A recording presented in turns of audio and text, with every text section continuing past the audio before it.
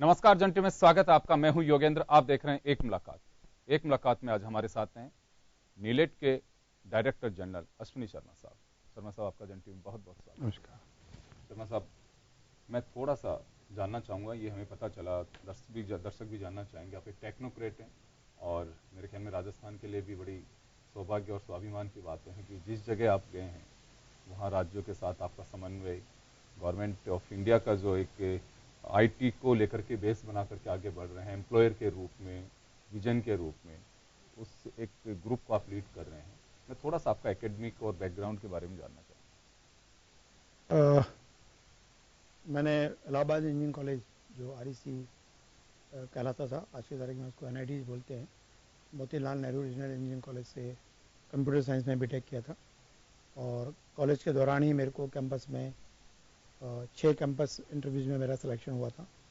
उस समय ये पाबंदी थी कि 2 से ज़्यादा होने पे आप और कोई कैंपस नहीं दे सकते, परंतु उस समय क्योंकि सूचना प्रौद्योगिकी इतनी तीव्र नहीं थी तो रिजल्ट आने में करीब 4-5 दिन का समय लगता था। तो जब तक रिजल्ट नहीं आता आप इंटरव्यू दे सकते थे।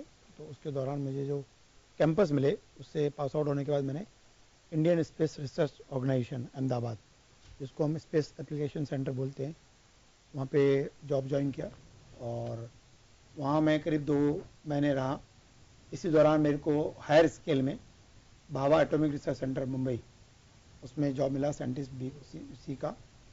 तो मैं वहाँ शिफ्ट कर गया। वहीं पे जब काम करते करते मुझे ये पता लगा कि मेरी पोस्टिंग कल्पाकम में की गई है, तो मैं वहाँ जाना नहीं चाहता था। तो मैंने उसके हिसाब से फिर फाइनली इंस्ट्रूमेंटेशन लिमिटेड कोटा में ज्वाइन किया और वहीं से फिर मैं तोशिबा कॉरपोरेशन जापान में काम किया मैंने। और फाइनली मैं 92 में रिको लिमिटेड जयपुर, उसमें मैं आ गया था। और उसके बाद मैं यहाँ रिको में मैंने आईटी सेल देखा। उसके बाद मैंने उसी दौरान पार्ट टाइम एमटेक किया बिट्स रांची से। और मतलब funding of projects, IT education, कई जो परियोजनाएं थी विभिन्न, उनको देखा। और फिर उसी बीच में मेरा सिलेक्शन एग्जीक्यूटिव डायरेक्टर और बाद में जो कि मैनेजिंग डायरेक्टर राजकॉम, जो कि एक सोसाइटी थी है अभी भी, उसमें हुआ।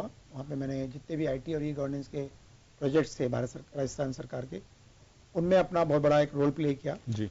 और जो अभी लोकमित्रा जो एक फेमस राजस्थान सरकार की स्कीम है, ये माननीय मुख्यमंत्री महोदय ने अपने स्वयं के पार्लियामेंट्री मेंबर पार्लियामेंट के फंड से ये स्कीम झालावाड़ में चालू कराई थी। जो अखिल अरोड़ा जी इस वक्त प्रमुख शासन सचिव हैं, ये स्कीम उनके द्वारा डिजाइन की गई थी, कंसेप्टलाइज की गई थी। पर इसका जो रोल आउट था वो मैंने उस वक्त झालावाड़ में किया। और इसी कारण माननीय मुख्यमंत्री महोदय ने खुश होकर, उस समय ये माननीय मंत्री डीओपीटी थी एरको अखिल जी को Asian institute of technology management Bangkok Philippines Manila में हमें ट्रेनिंग के लिए भेजा। और उसके बाद फिर मैंने यहाँ पे करीब जितने भी भारत सरकार की परियोजनाएं थी ई गवर्नेंस की, उन सबको एज एमडी रोल आउट किया। और उसमें मेजर रहा स्वयं एसडीसी स्टेट डेटा सेंटर, उसके बाद ई डिस्ट्रिक्ट एक परियोजना थी। इस तरह इन परियोजनाओं में मैं रहा यहाँ पे। और इसी दौरान फिर मैंने अपना PhD e governance tool for citizen to government transaction, इसमें अपना पीएचडी किया राजस्थान यूनिवर्सिटी से। और अगस्त 2012 में मैं भारत सरकार में यहाँ से जॉब छोड़कर national institute of electronics and information technology, जो इलेक्ट्रॉनिक एवं सूचना प्रौद्योगिकी मंत्रालय के अंतर्गत आने वाली एक संस्था है, उसमें एज ए कार्यकारी निदेशक गया। बाद में इसका पदनाम बदल के महाप्रबंधक किया गया और फिर उसके बाद इसका पदनाम बदल के अब महानिदेशक किया गया। और जो भी कार्य कुशलता क्षमता रही, उसको देखते हुए भारत सरकार ने जो मैं गया था, जब मैं एक जॉइंट सेक्रेटरी स्केल में गया था, उसको अपग्रेड करके एडिशनल सेक्रेटरी स्केल, एचएजी स्केल जिसको हम कहते हैं, उसमें इसका प्रमोशन किया। एक पूरा लंबा सफर आपका आईटी का रहा। जब एक बार बताया आपने इलाहाबाद में उस वक्त आईटी का बहुत बड़ा रोल नहीं था, लेकिन आज पिछले एक दशक की बात करें तो आईटी, ये कहें कि अगर जैसे जीवन के लिए ऑक्सीजन जरूरी है, वैसे सिस्टम के लिए आईटी भी बहुत जरूरी है। तो एक बेस बना है आपका, स्टेट के साथ भी काम किया आपने, गुजरात में जो सेंटर्स हैं उनको भी आपने बहुत नज़दीकी से देखा है, जो स्पेस के लिए काफ़ी जाने जाते हैं। यहाँ सवाल है कि जिस जगह भी आप बैठे हैं नीलेट में, एक कोऑर्डिनेशन का काम भी है आपका, वहाँ से आप स्टेट्स को आप आईटी के लिए काफ़ी बेहतर बना सकते हैं, जो योजनाएं हैं वो बना सकते हैं। क्या लगता है कि नीलेट अभी प्रधानमंत्री की चाहे योजना हो चाहे स्टेट गवर्नमेंट्स की हो, उसमें महती भूमिका एक कोऑर्डिनेशन के जरिए या फिर अपनी परियोजनाओं के जरिए निभा सकती है? देखिए, आपने बहुत ही बढ़िया प्रश्न पूछा।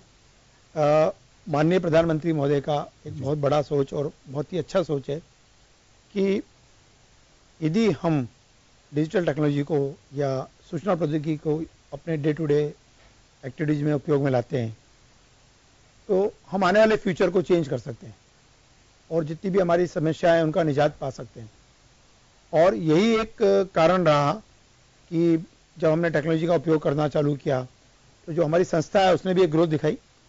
और सबसे बड़ी बात ये कि जो हम skill India, make in India, digital India, इन सब की जो बातें कर रहे हैं, जो माननीय प्रधानमंत्री महोदय या हमारे माननीय मंत्री रविशंकर प्रसाद जी का जो सोच है, उसके तहत हम यही कोशिश कर रहे हैं कि हम हर स्टेट के अंदर अपना एक केंद्र खोलें।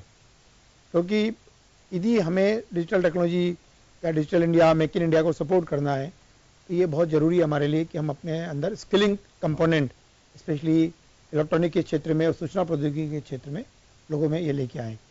तो नीलेट का जो मेन एक्टिविटी है वो यही है कि हम हर राज्य के अंदर अपना सेंटर स्थापित करते हैं और साथ में उस सेंटर के अंदर हम जो इलेक्ट्रॉनिक का क्षेत्र है, सूचना प्रौद्योगिकी का क्षेत्र है, ई गवर्नेंस का क्षेत्र है, इसमें जो हमारे युवा हैं, जो हमारे बेरोजगार बंधु हैं, उनमें एक तो हम फॉर्मल कोर्सेज भी चलाते हैं जैसे कि बीटेक, एमसीए, पीजीडीसीए, इवन अभी हमने पीएचडी भी चालू की है। परंतु सबसे बड़ा जो हमारा योगदान है वो नॉन फॉर्मल कोर्सेज में। और नॉन फॉर्मल कोर्सेज की जो हम बात करते हैं तो उसका पर्पज यही है कि हम लोगों में स्किलिंग डेवलप करें, उनमें कौशल विकास करें, जिससे कि वो अपने जो भी उनकी शैक्षणिक योग्यता है और कौशल विकास जो उनमें है उसके आधार पे उन लोगों को जॉब मिल सके जी। जैसे कि आज के समय में हम करीब लगभग 98 कोर्सेज, उसमें से लगभग 41 कोर्सेज आईटी के क्षेत्र में और बाकी जो कोर्सेज हैं वो इलेक्ट्रॉनिक के क्षेत्र में। और हम उसमें यही कोशिश कर रहे हैं कि लोगों में एक प्रैक्टिकल ज्ञान दे सके, क्योंकि आपने देखा भारत सरकार ने अभी मिनिस्ट्री ऑफ स्किल डेवलपमेंट भी एक एस्टेब्लिश की है और उसके अंदर भी ये मैंडेट किया है कि जो भी कोर्सेज आप चलाएंगे वो एनएसक्यूएफ अलाइन होने चाहिए, नेशनल स्किल क्वालिफिकेशन फ्रेमवर्क होना चाहिए। उसके अंदर 10 लेवल डिफाइन किए गए। तो हम भी अपने कोर्सेज को उस तरह डिफाइन कर रहे हैं और हमने यही प्रयास किया भी और हमारे 51 कोर्सेज एनएसक्यूएफ अलाइन भी हो गए और बाकी कोर्सेज भी हम शीघ्र 1-2 महीने में अपने इनसे अलाइन कर लेंगे।